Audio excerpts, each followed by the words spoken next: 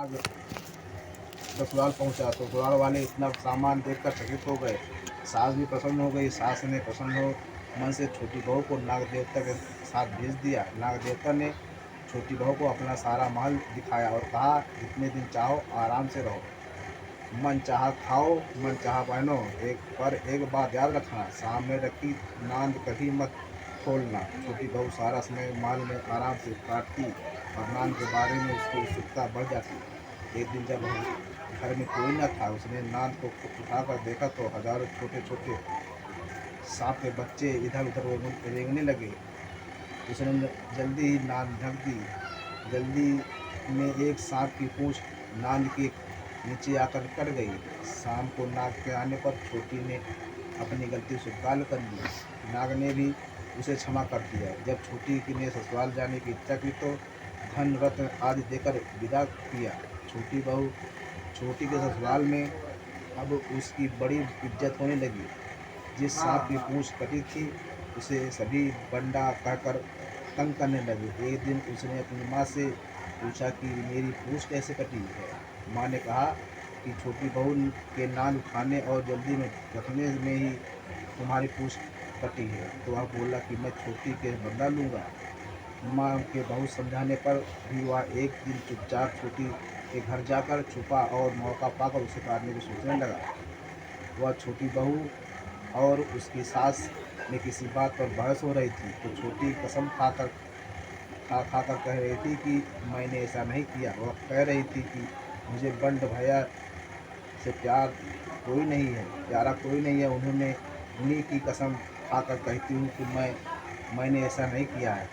बंडा ने जब सुना तो सोचने लगा, जो मुझसे इतना प्यार करती है मैं उसे काटने आया हूँ, और चुपचाप घर चला गया। माँ ने पूछा, ले आए बहन से बदला? वह कहने लगा कि माँ, बहन से कैसे बदला? तभी से बंडा भाई और छोटी बहन हुए। भाई प्रतिवर्ष चौथ के दिन करवा लेकर जाता, वह बहन से बड़े प्यार से करवा व्रत करती। प्राचीन काल में एक करवा नाम की एक पतिव्रता स्त्री अपने पति के साथ नदी किनारे गांव में रहती थी। कार्तिक मास के कृष्ण पक्ष की चतुर्थी के दिन उसका पति नदी में स्नान करने के लिए गया। स्नान करते समय एक मगरमच्छ उसका पैर पकड़ लिया। वह करवा करवा नाम लेकर जोर जोर से अपनी पत्नी को पुकारने लगा।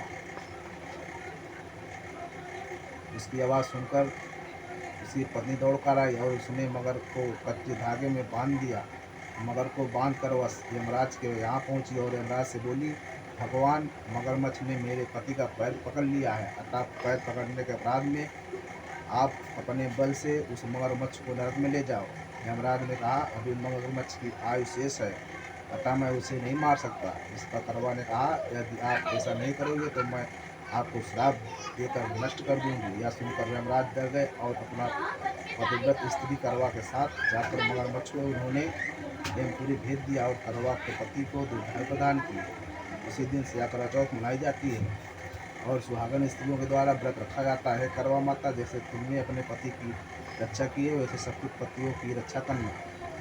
खत्म। करवा चौथ आरती हुए ना?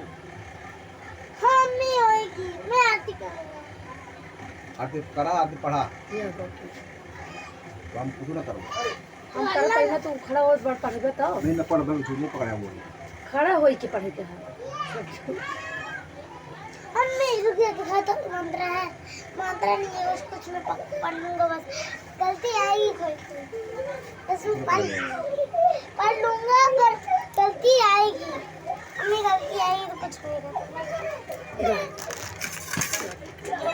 प्रसाद खाने के लिए इतनी देर से बैठा हूँ।